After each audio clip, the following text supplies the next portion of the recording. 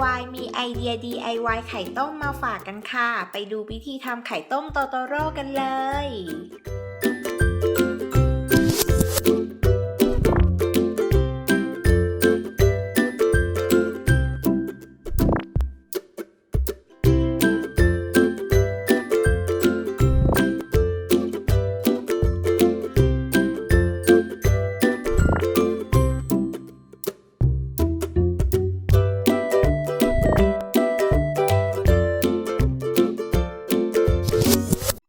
เราจะเริ่มที่การปอกเปลือกไข่ต้มก่อนนะคะ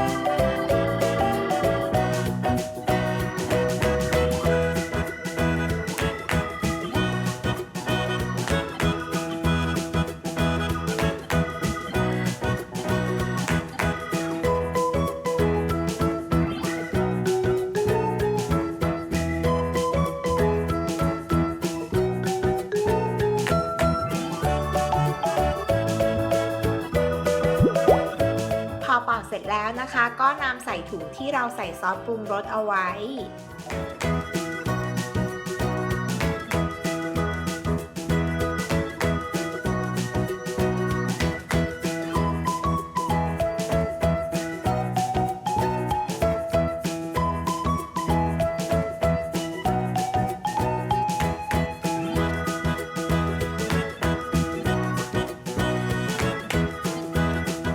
แล้วก็แช่ไข่ต้มกับซอสปรุงรสเอาไว้อย่างนั้นค่ะประมาณ 5-10 นาที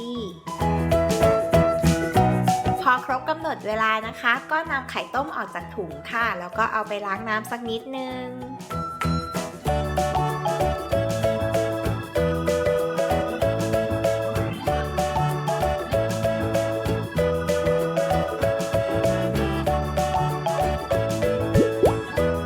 จากนั้นก็ตกแต่งด้วยสาหร่ายค่ะ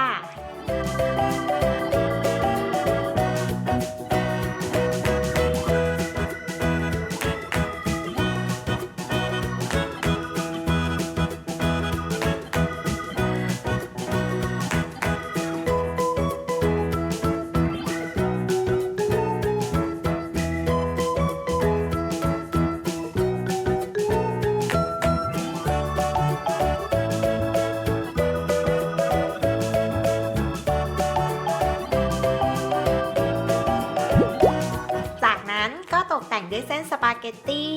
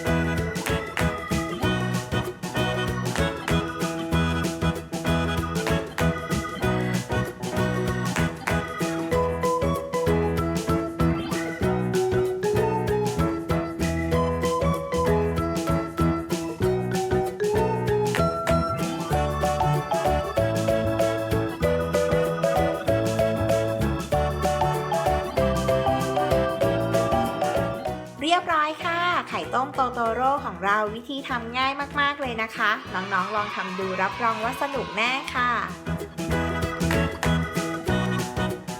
มาสนุก กับไอเดียการทำอาหารไปกับ Kids DIY นะคะ กด Subscribe Kids Kitchen เอาไว้แล้วก็